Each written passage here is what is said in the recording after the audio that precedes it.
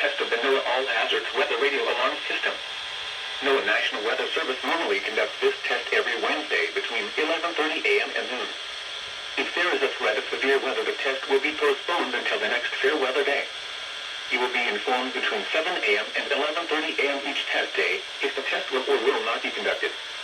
This test is conducted to give you the opportunity to ensure that your radio alarm system is in good working order. This has been a test.